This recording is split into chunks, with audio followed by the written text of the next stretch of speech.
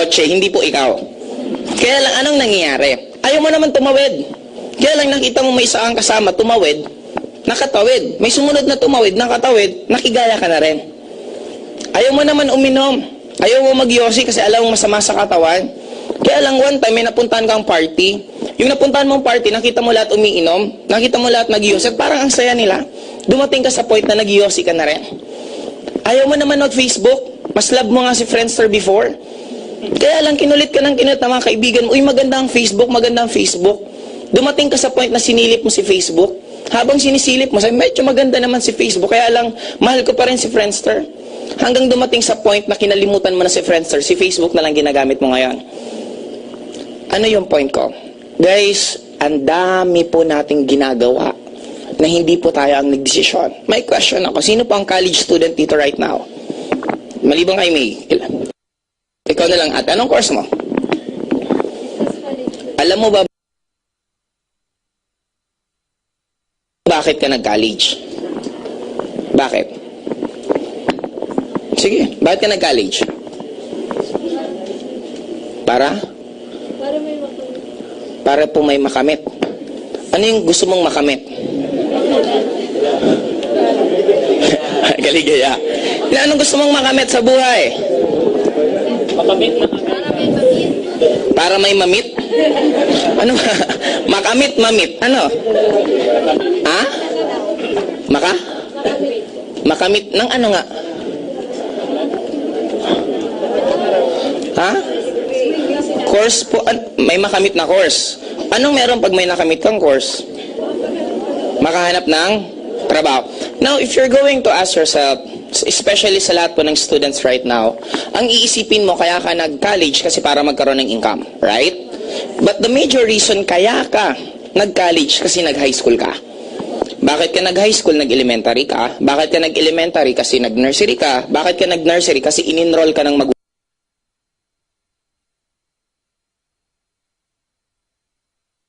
magulang mo.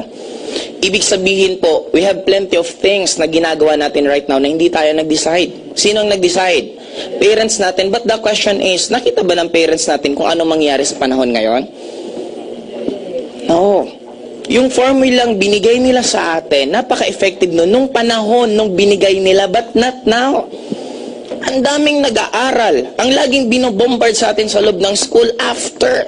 Makagraduate ka, gaganda buhay mo. Pero after mo graduate, wala nang pakialam sa yung school. Bahala ka buhay mo kung may mahanap kang trabaho or wala.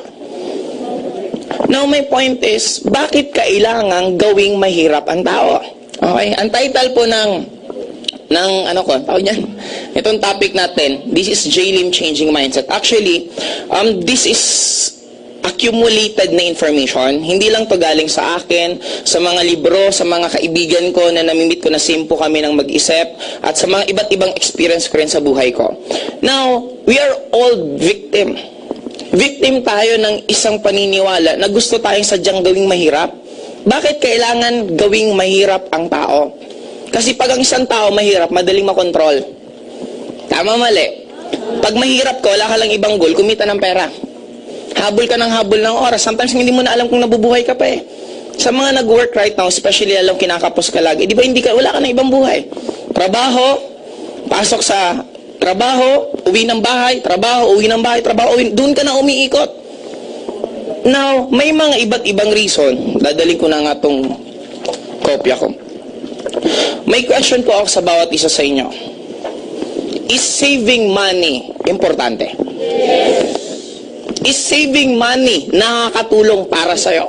Yes. The answer is, kayo po sumagot sa gagawin kong illustration. Meron po bang bangko na pwedeng magbigay ng 50% na tubo after 5 years? Wala, right? Okay, sabihin na natin today is 2012. If 2012 right now, bawasan ko ng 5 years, that is 2007. Okay, ngayon, halimbawa meron akong 1,000 pesos. At nagkataon, kaibigan ko at close friend ko yung manager ng isang bangko. Pinagbigyan niya ako ng tubo na after 5 years, yung 1,000 pesos ko, tutubo ng 50%. Magiging magkano lahat? Very good. 1,000. Question. Lumaki po ba yung pera ko or lumiit? Matutuwa ka ba kung ganito nangyari sa'yo? Tumubo pera mo? Seryoso, matutuwa o hindi? Kasi ilagay nyo to sa bangko, after 5 years, sa totoo lang, 1,000 pa rin na halos. Now, question, this is the real hallucination. Anong ibig sabihin ng hallucination? Ito yung sa tingin mo, totoo, pero back of the mind na nangyari, hindi siya totoo. Hindi po totoong lumaki yung pera mo. Why? Noong 2007, kung bibili ka ng isang Marlboro Lights na stick, ang yosi noon, 1.25. Makakabili ka, kung may 1,000 pesos ka, tuubusin mo sa stick ng yosi, makakabili ka ng 800 pieces na stick ng Marlboro. 2012, tumubo pera mo. Tuwan-tuwa ka ngayon, yes, ang laki ng pera ko. Subukan mo bumili uli ng yosi ngayon. Ang Marlboro Lights ngayon is 2.5. Ibig sabihin, makakabili ka sa halagang 1.5, ubusin mo, ibili mo ng yosi, ang mabibili mong yosi, 600 pieces. Question, is savings really important? Your money is doomed to go down. Tinuro ba sa atin yan? No. May kwento sa atin ng bata, gayahin mo silang gam. Na tuwing may pagkain, iniipon. Nung nagkaroon ng bagyo, si Tipaklong, wala nang makain, silang gameron pa rin. That is fairy tale. Hindi totoo yan, this is reality. Nung unang panahon, 1,000 mo mag-grocery ka, 2 bit-bit mo. Ngayon na panahon, mag-grocery ka, ganito bit-bit mo. Tama, mali. And if you're working, halos hindi tumataas sa sweldo mo, tumataas pa expenses mo, anong mangyari sa'yo? You're doomed to go down. Ang daming tinuro sa atin na actually, yung pinaka dapat matutunan natin, hindi tinuturo. Maliban dito sa saving money. Okay, second na question ko. Ano pa ang pinaka-routine natin lagi? Go to school, work, anong kasunod?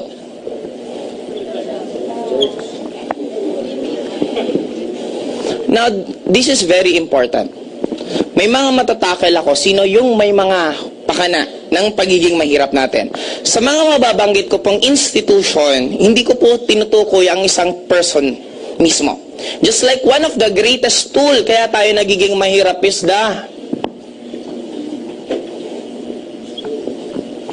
kung meron pong teacher dito, meron pong principal dito, hindi po kayo ang tinutukoy ko. Ang tinutukoy ko is the school educational system natin.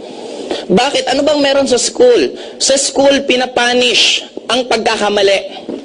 Pag nagkakamali ka, bobo ka. Parang ganito, nag-take ako ng exam. 1, 2, 3, 4, 5, 6, 7, 8, 9. Tama ko lang number 1. Anong tawag sa akin? Bobo. Masarap bang tawaging bobo? Masarap bang pakinggan tatawagin yung naka-perfect at sasabihan ng teacher, etong naka-perfect na to, magiging successful to. What about you na isa lang tama mo? Mali-mali ka na nga, dinaon ka pa, pagtatawanan ka pa ng classmates mo. Di ba ang sarap sana kung babaguhin? Instead na ipunish yung pagkakamali, sabihin ka, uy, congratulations, pinerfect mo yung number 1, ang galing mo. Di ba mas masarap pakinggan yon? Bakit kailangan mo i-pull down ng isang tao para may ibang umangat? Kung pwede naman kayo pare-pareho umangat. Sa school, ang binibida, si top 1, si first honor, si valedictorian, si cum laude. Hindi nyo ba alam na mas mahirap ang pinagdaanan yung may mga bagsak? Bakit? Ang hirap kaya bumagsak ka, tapos pagtatawanan ka, tapos matatakot ka, sasabihin mo sa magulang mo na may bagsak ka, tapos after nun, ipupursu mo pa rin na mag-aral ka hanggang makagraduate ka. Sino bang kinocongratulate sa graduation? Si first honor, bakit? Hindi ba mahirap yung pinagdaanan ng mga normal na estudyante? No. Now, sa loob ng school, the moment nag-fail ka, bobo ka, hindi ka magiging successful at maghihirap ka. But in reality, failure and success, magkakambal yung dalawa. You will never become successful unless you fail. Fail means first attempt in learning. Now, after failing, anong susunod na mangyari sa'yo? You will gain experience. After gaining experience, next is you will have the right decision, gawin yung mga bagay na gusto mo, at then, you will be successful. Wala pong bata